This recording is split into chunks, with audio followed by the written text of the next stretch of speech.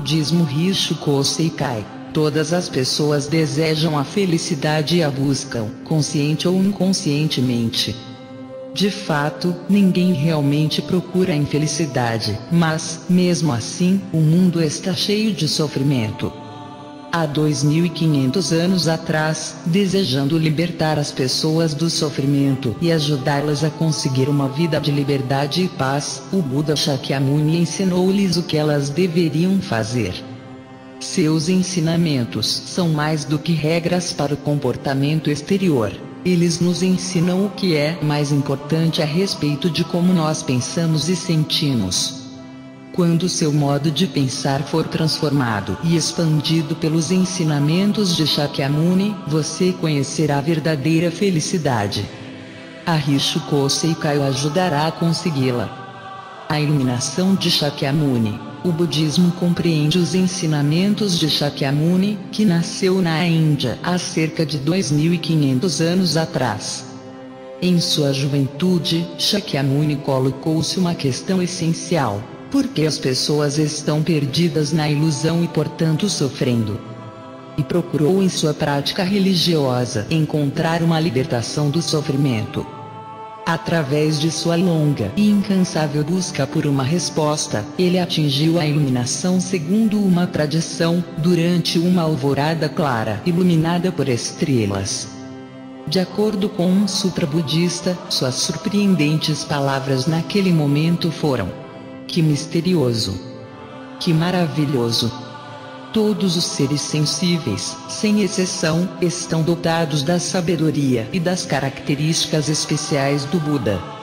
É apenas em razão da ilusão e do apego que eles não são capazes de demonstrá-las. O olho de iluminação, quando observa o mundo fenomenal, vê tudo diferentemente. Seres humanos, animais, plantas, a todos lhes é dada a existência, por natureza, por aquela mesma vida que é a vida do Buda. Todos os seres sensíveis são brilhantes e sagrados. Entretanto, uma vez que a ilusão de que nosso corpo é nosso verdadeiro eu nos impede de perceber que nosso ser é a própria vida eterna e radiante, nós nos caímos na ilusão e no sofrimento.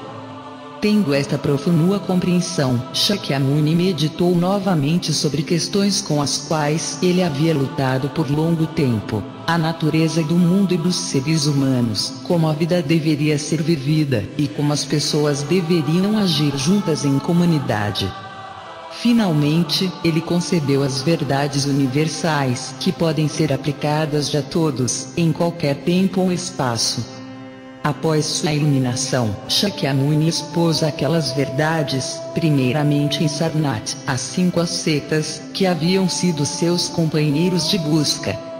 Assim iniciou-se seu ministério de ensinamento, que durou 45 anos e o levou por todo o centro e o norte da Índia, levando incontáveis pessoas à iluminação até a sua morte, aos 80 anos. Shakyamuni instruiu seus grupos de discípulos a que se governassem a si mesmos e nunca lhes pediu para que consolidassem uniformemente seus ensinamentos.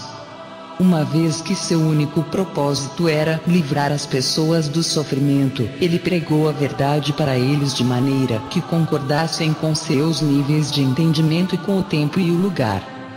Portanto, teria sido difícil compilar os ensinamentos de Shakyamuni sistematicamente durante a sua vida. O que, então, o budismo tornou-se após a morte de Shakyamuni? Com o tempo, diferenças maiores surgiram entre seus discípulos quanto à interpretação dos preceitos e dos ensinamentos. Por volta do ano 200 AC, os discípulos posteriores se haviam separado em aproximadamente 2 escolas, a conservadora e a liberal. Por volta da mesma época, o grande imperador da dinastia Maurya Ashoka, que era um devoto budista, introduziu a escola conservadora do budismo no Sri Lanka. A partir de lá, este ensinamento, conhecido tanto como Theravada ou como Budismo do Sul, espalhou-se para a Birmânia, Tailândia, Camboja e outras partes do sudeste da Ásia, onde ainda floresce. O Sutra do Lótus, um veículo para todas as pessoas. As controvérsias entre as escolas conservadora e liberal tornaram-se cada vez mais ardentes por volta dos anos 100 ou 200 DC. Os seguidores da escola liberal criticavam a escola conservadora por sua inflexível insistência na salvação pessoal e pelo que eles viam como seu afastamento do pragmatismo essencial do ensinamento de Shakyamuni.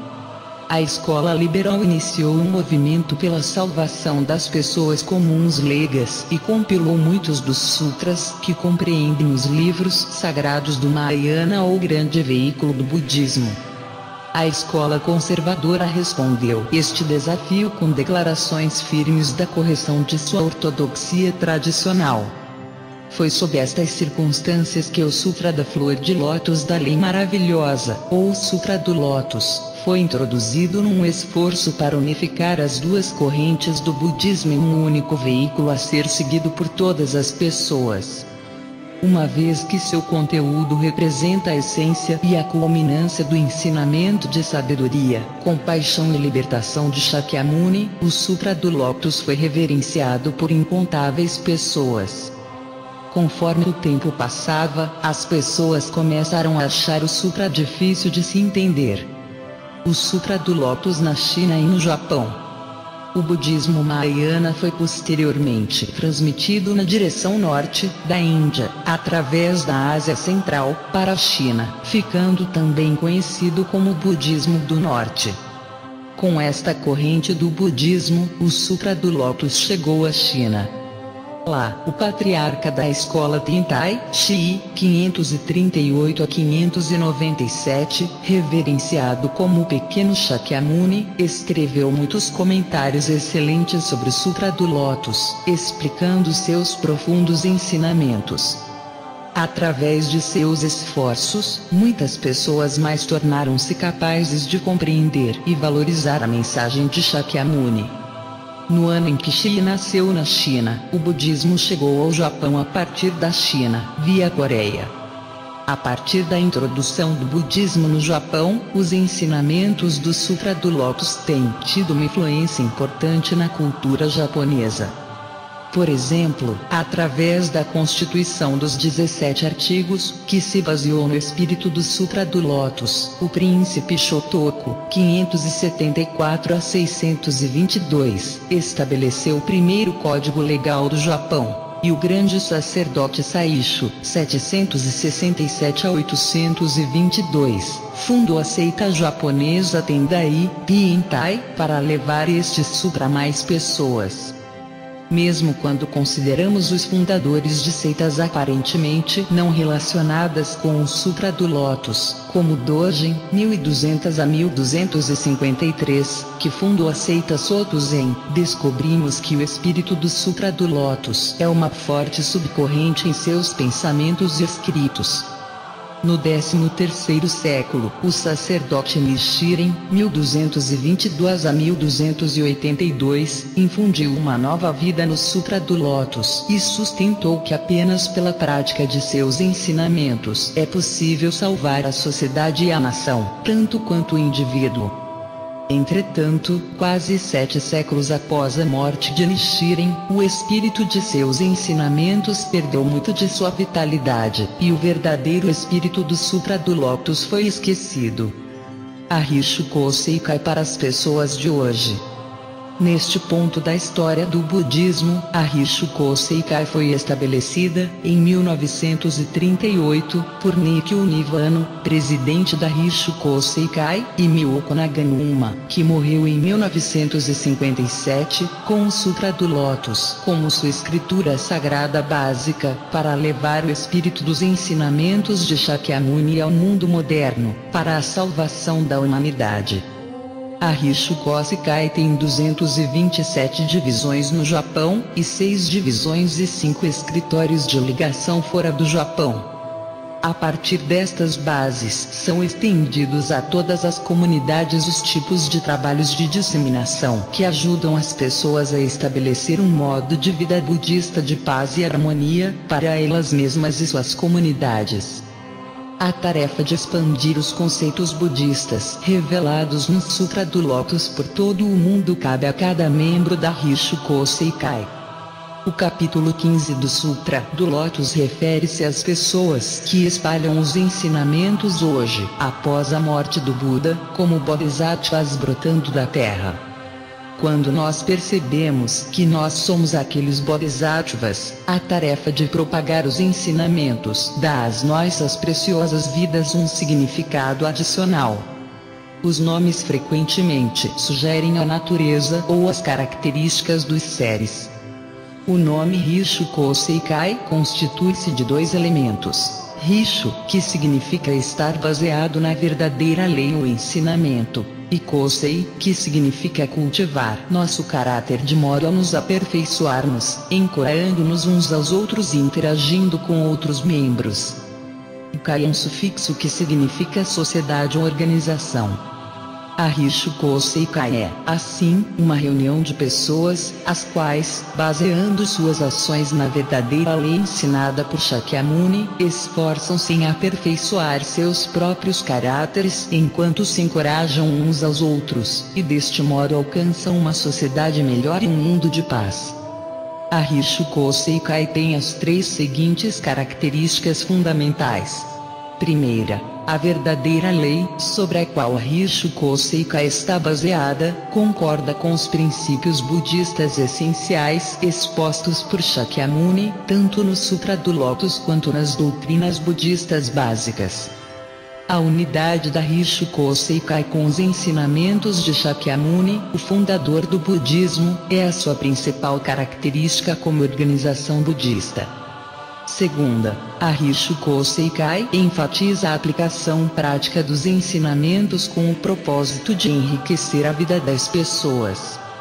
Seus membros acreditam que uma vida significativa apenas pode ser atingida através da prática pessoal do budismo na vida cotidiana. A terceira usa o mais importante fundamento para a prática pessoal do budismo. No Osa, os membros tentam aperfeiçoar-se através da interação de uns com os outros.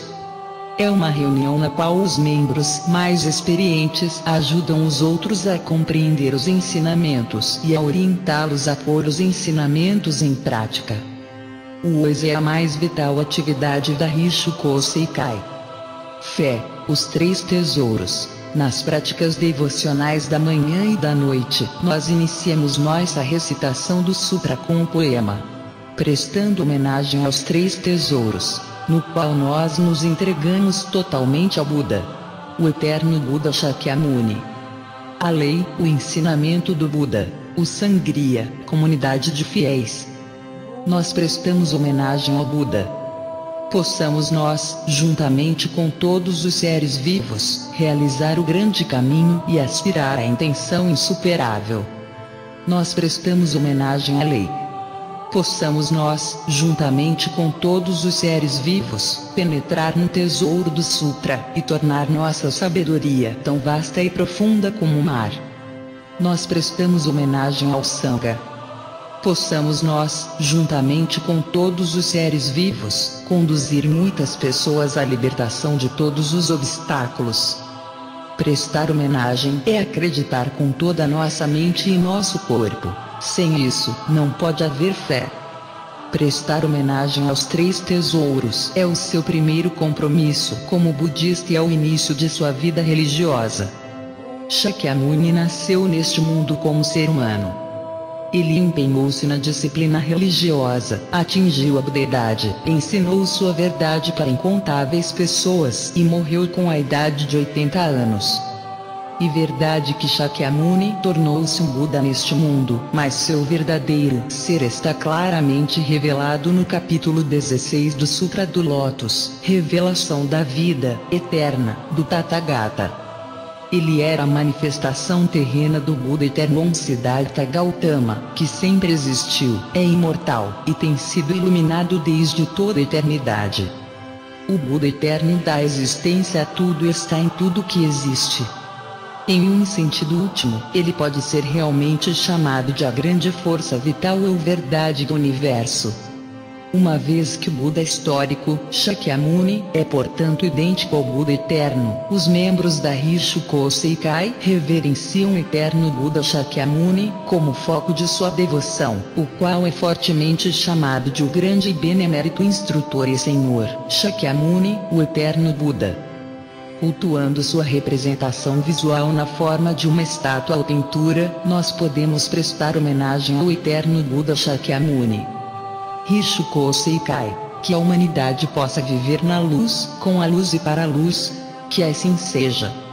Fiquem na luz. Namastê.